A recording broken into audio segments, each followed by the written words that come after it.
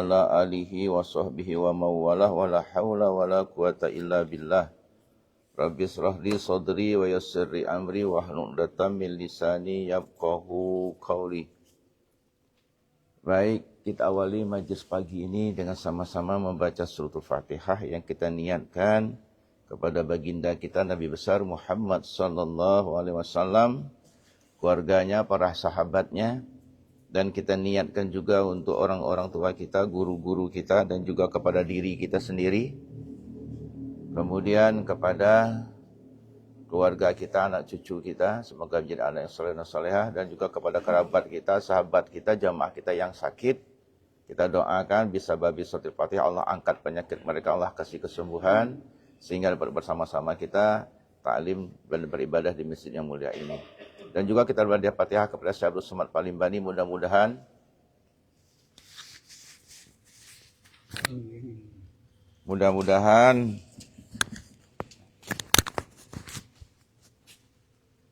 kita mempelajari kitab beliau ini dan memahami dan mengamalkannya dipermudahkan oleh Allah Subhanahu wa taala. Lihazinah wa likullin niyatis salihah. Al-Fatihah.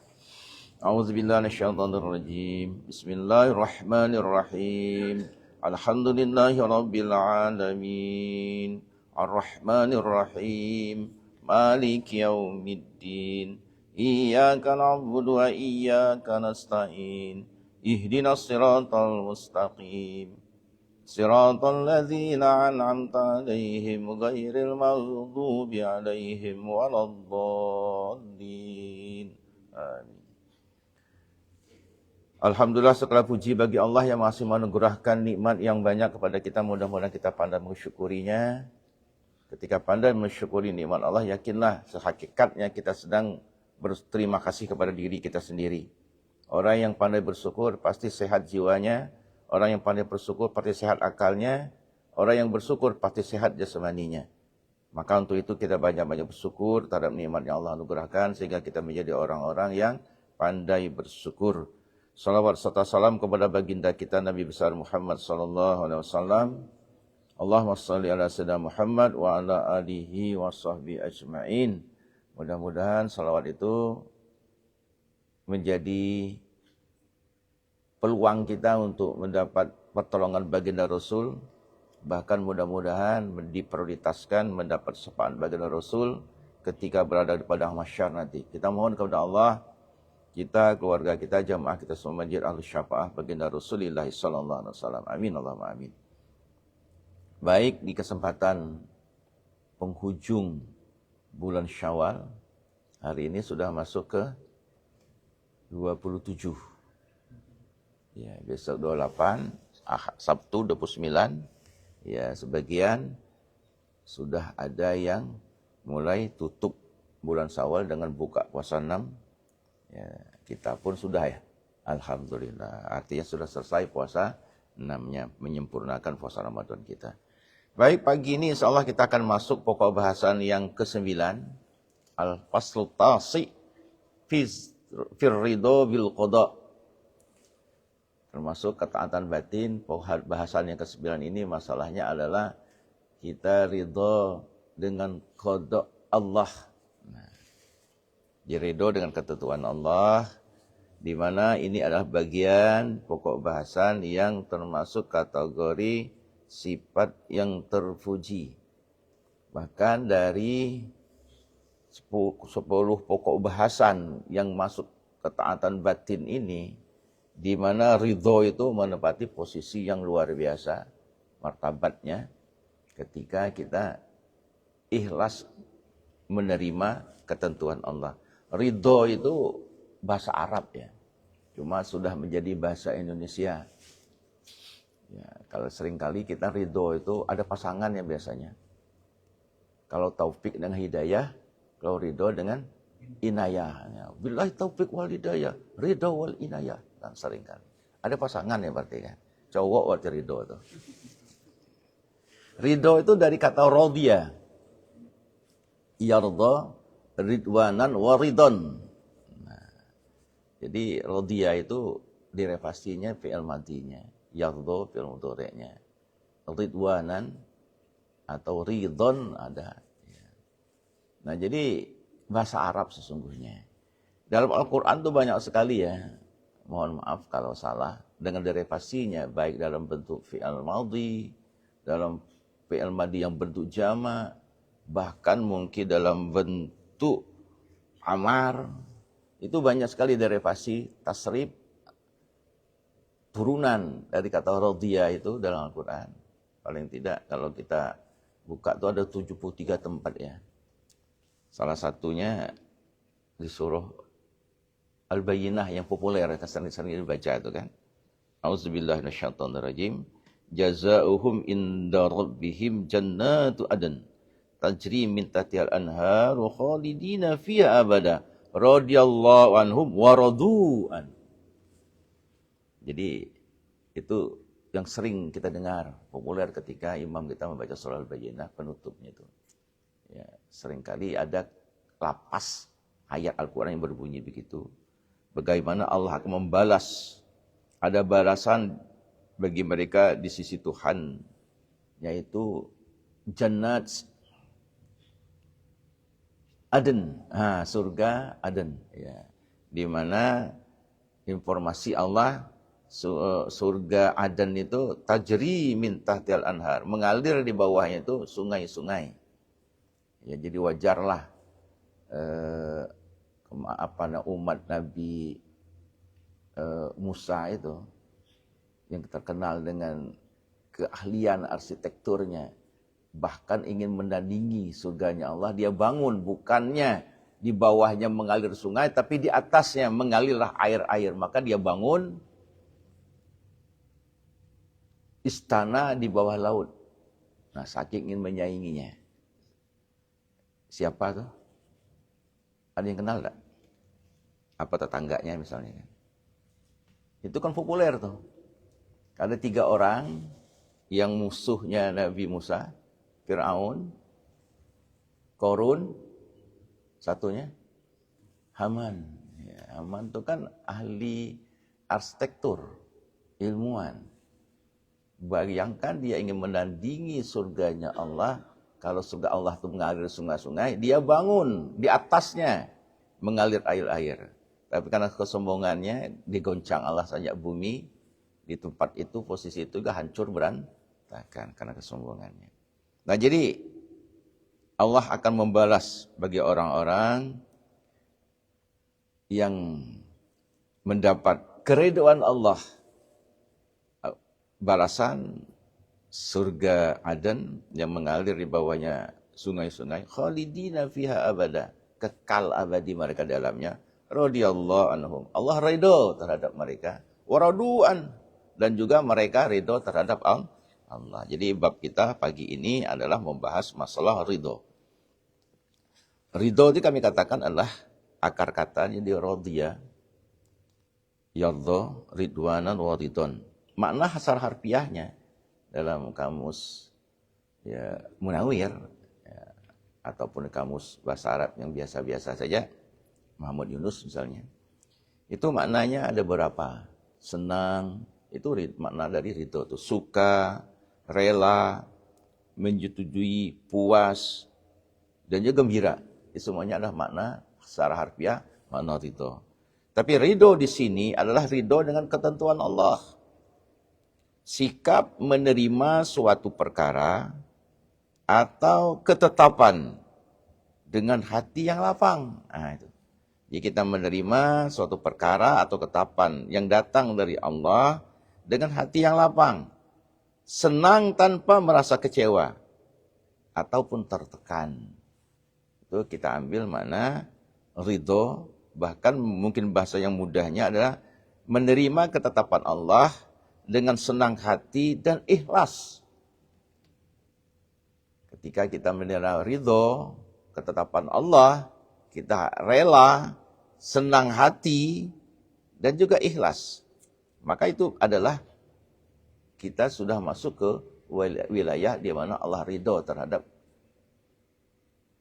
ketentuan yang sudah diberikan kepada kita. Karena menyangkut ketentuan Allah, qadar itu erat kaitannya dengan ketentuan Allah yang sudah tidak bisa kita rubah. Ada ketentuan Allah yang masih tergantung dengan ikhtiar kita. Maka ada namanya ketentuan Allah yang dikenal dengan mubrom dan mu'allaq. Yang kita sekarang kenal dengan ajal mubrom dan ajal mu'allaq. Nah ketika ajal mubrom, di surah apa tuh?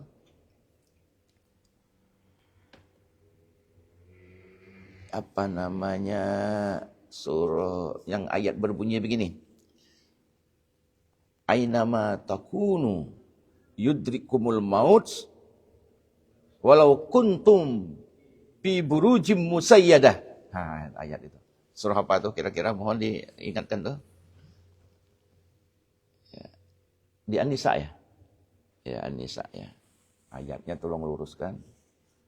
Nah, jika kamu berada dimanapun, yudrikumul maut. Kematian itu pasti akan mendatangi. Dimanapun kita berada, kematian pasti akan datang. Walau kuntum fi burujim musayyadah, sekalipun kamu berada di benteng yang sangat kokoh. Artinya apa? Di situ ada ketentuan Allah yang berbentuk mubrom. Contohnya kematian.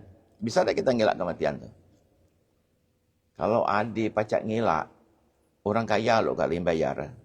Kalau ada obatnya Pak Dokter, obat mati, anti mati, Fir'aun lah duluan seumur hidupnya akan mati kan. Akan bayar. Tapi ketika dimanapun berada, tetap kematian akan datang. Paling-paling bukan dengan kematian yang kita kompromi. Dengan malaikat yang cabutnya kompromi kalau baca. Dengan Israel kan. Karena memang ada cerita kan. Bagaimana Umar itu minta tunda matinya. Ketika Israel datang, itu kan pernah kita ceritakan di majelis ini juga. Jadi itu contoh ajal mubrom, kematian. Kemudian apa jenis kelamin kita, itu kan ketentuan Allah yang sudah tidak bisa kita rubah. Laki-laki, ya sudah jenis kelamin laki-laki. Perempuan, ya perempuan. Jangan dikotak-katik lagi. Ya. Dikotak-katik, tapi kadang-kadang kita nih problemnya ada ruang itu kita buka sejak dini. Di mana? Harapan orang tuanya mendapat anak cowok, tahu-tahu ada dapat anak cewek, dipakai dengan baju cowok. Atau sebaliknya kepingin anak cowok dapat cewek, kan? Atau kepingin anak cewek dapat cowok, dipakailah dengan pakaian. Nah itu kita pupuk. Iya, akhirnya cowok ukan, cewek ukan kan? Nah, Musan Sabin kan? Ya, kita sebut apa namanya? Bincong. Padahal dalam Islam memang ada hunsa, beda loh hunsa dengan bencong. Ya, bencong itu kan biasanya apa? Di tubuhnya itu ada dorongan estrogen apa namanya? Ya, apa namanya itu yang membuat dia ke maskulinan misalnya kalau cewek kan tampak maskulin atau yang cowok feminim misalnya ya. Itu ada dipengaruh kadang-kadang dipupuk dari kecil. Nah, jadi jenis kelamin itu ketentuan, tidak bisa kita rubah, kita terima. Dan kalaupun ada yang melakukan itu, Allah dan Rasulnya melaknatnya. Itu ajal mubrom. Dan banyak lagi hal-hal lain, seperti misalnya masalah yang akan datang, masalah kiamat. Kita tidak tahu itu rahasia Allah yang sudah ditentukan kapan terjadinya. Kelahiran manusia, walaupun Pak Dokter bisa USG sekian, tapi kadang-kadang termasuk kelamin ya. Kelamin itu walaupun di USG kadang-kadang kelihatan. Tapi kenapa dalam konsep agama ketika orang hamil, anak dalam kandungan belum boleh dihitung warisnya? Karena belum lahir nyata. Karena belum tahu apakah laki-laki atau perempuan, tiba-tiba siko, lahir 7, karena pernah terjadi. Pada masa Rasulullah ketika di kalangan jahiliyah itu mereka ketika Islam awal, kepingin bagi waris itu cara Islam, mereka tinggal cara jalan, tapi ketika anak dalam kandungan, mereka ingin kotak-katik. Ada berasumsi laki ya begini, kalau ternyata bukan siko yang lahir, ngerurui itu curang. Lahirnya. Nah itu kan artinya demikian. Rahasia Allah masalah kelahiran. Tapi kalau tanggalnya bisa baik, kepingin tanggal cantik. Tanggal 21 bulan 12 2021 misalnya kan. Atau tahun sekarang nih. Tanggal 26 bulan 12 tahun 2026. Cantik katanya kan. Saya saran misalnya kan. Tapi kelahiran dan maut ajal itu kecuali kalau di ajal mu'allaq masih tergantung dengan ikhtiar ketentuan Allah itu. Masih tergantung ikhtiar kita. Innallaha la yughayyiru ma biqaumin hatta yughayyiru ma bi anfusihim. Allah tidak merubah nasib satu kaum kecuali mereka sendiri. Itu berkaitan dengan ajal mu'allaq. Yang masih tergantung dengan ikhtiar, baik ikhtiar zahir mau ikhtiar batin. Ikhtiar batin kita doa. Itu masih tergantung. Kecerdasan, kekayaan, itu kan, keberuntungan, itu ikhtiar kita yang harus kita lalui. Itu ketentuan yang menyangkut qada. Contohnya misalnya tadi kebersihan. Kebersihan kan ikhtiar manusia, bisa kita kondisikan. Berapa banyak sampah di Pangkal Pinang bisa kita kondisikan untuk bersih. Kecerdasan itu tergantung ikhtiar kita, belajar. Ya. Karena tidak ada orang yang bodoh hakikinya. Tergantung mau niat tidaknya. Walaupun dalam satu riwayat ada namanya Ibnu Hajar kan, disebut anak batu. Karena sulit yang tidak pernah. Tapi ketika dia mendapat hidayah, hanya melihat tetesan air jatuh di batu, lama-kelamaan batu itu juga tembus oleh tetesan air yang lembut. Nah artinya apa? Betapa otak manusia Allah berikan yang lebih lembut dari batu, pasti ada ruang membuat kita menjadi cerdas. Karena tergantung dengan ikhtiar. Makanya kalau kita ingin sempurna iman kita dalam bentuk ketentuan batin kita, ya kita harus ridho dengan ketentuan qada Allah. Karena ada sebuah pantun nih, kalau jadi boleh pantun pagi nih. Ya, iseng-iseng pagi tadi coret-coret sambil sebelum subuh itu. Ya. Ke Makkah menunaikan haji. Karena zaman orang pergi haji, banyak orang itu safar sekarang kan. Ya. Ke Makkah menunaikan haji. Pergi ziarah ke Madinah. Yang ingin mendapat cinta ilahi, wajib ridho dan qada Allah. Nah, seperti itu. Insya Allah ketika kita dapat cinta Allah, kita ridho dengan qada Allah, ketentuan Allah.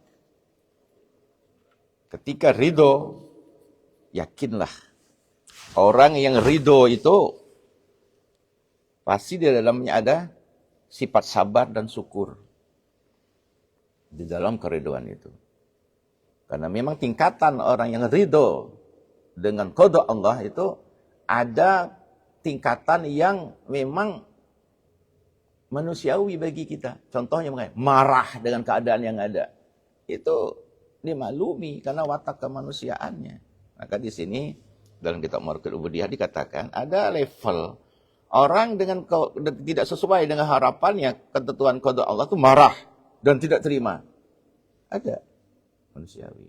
Tapi mudah-mudahan dengan proses tahapan dia masuk ke tingkat yang kedua yang kami katakan dia bersabar. Apa orang yang bersabar dengan ketentuan Allah? Menerima dan menahan dirinya untuk tidak marah-marah dan protes. Ya terima saja. Nah itu pada level yang sabar. Terima. Itu tingkat yang masih tataran kita katakan level 2. Ada level yang ketiga, bersyukur. Bagaimana cara menyikapinya? Dia menerima dan senang hati terhadap qada Allah itu. Karena apa? Apapun nikmat dan nikmah, itu bisa menjadi sesuatu yang nikmat baginya. Karena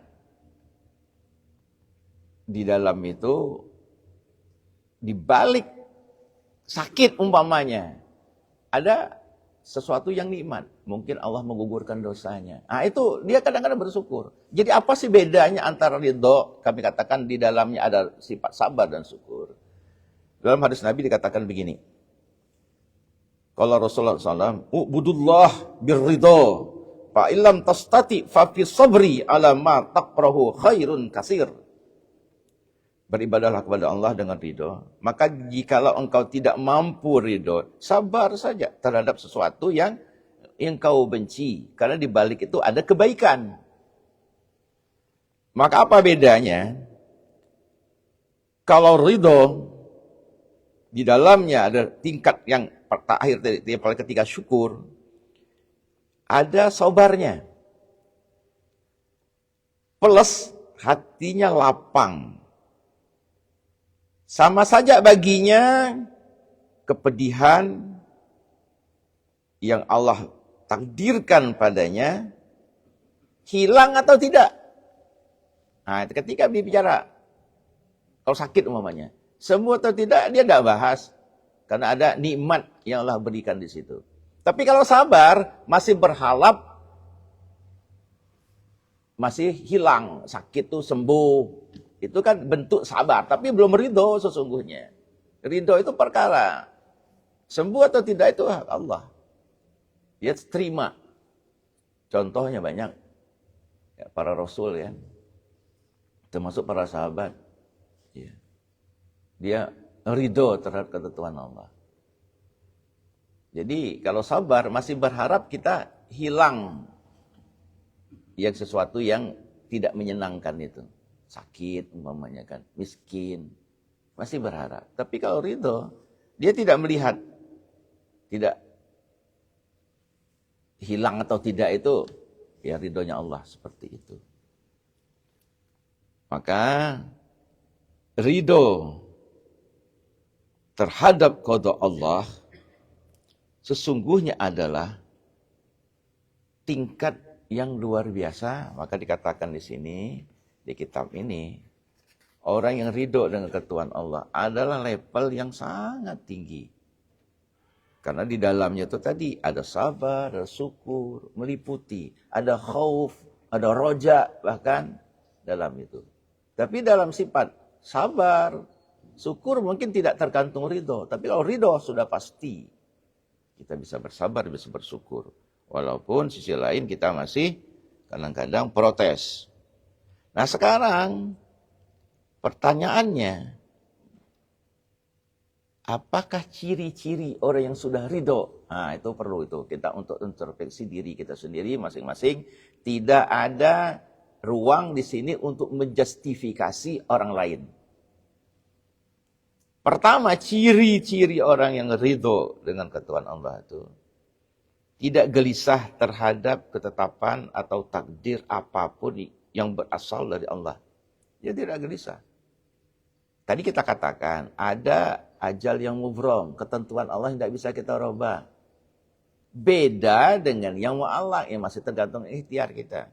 Nah, tapi kita tidak gelisah terhadap ketetapan ataupun takdir yang datang dari Allah, yang berasal dari Allah. Ya kita tidak gelisah. Apapun bentuknya. Oh, kita dapat anak yang belum sukses. Ya sudah, terima dulu. Ada ruang di kesempatan lain. Ya kita menerima.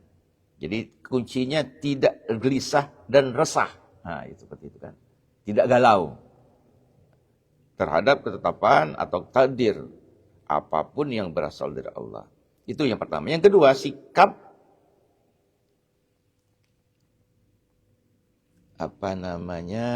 kita katakan menyikapi segala hal yang berasal dari Allah, kita terima dengan lapang dada dan senang hati. Jadi ketika apapun yang datang dari Allah, kita sikapi dengan hal yang lapang dada dan senang hati. Nah ketika lapang dada dan senang hati, migrain, berobat ikhtiar sudah ada, belum sembuh, ya lapang hati, dada senang. Mungkin dosa kita mungkin lebih besar. Makanya untuk itu Allah beri penyakit kepada kita. Tapi tetap sebenarnya penyakit itu pun tidak lepas dari hal-hal perilaku kita sendiri. Ya. Ada cerita begini, ada teman kalau pecah pembuluh darah di otak itu, ada penyempitan darah di otak, itu kira-kira apa dokter? Ya. Ya bermacam-macam kan asumsi dari diagnosa dokter. Tapi Allah punya informasi kepada kita. Darah yang tidak lancar ke otak itu kalau kita sering marah. Sering marah-marah itu kan menyebabkan darah otak tidak lancar. Sehingga terjadi penyempitan. Jadi suplai darah ke otak tidak lancar, penyempitan, akibatnya khawatir karena dia sempit, membesar kan pecah. Akibatnya stroke. Stroke ya, dosa dua stroke dah. Sebecak lah berat kan. Nah, itu, jangan jadi pemarah. Nah, kita bahas di pokok bahasan di kitab ini juga. Yang bahayanya kalau penyempitan darah ke jantung.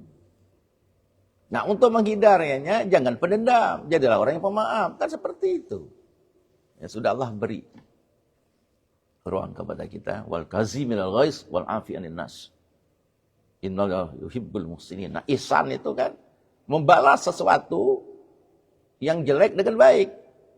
Memberi kepada orang yang pelit kepada kita. Nah, kalau bisa kita lakukan itu luar biasa tuh.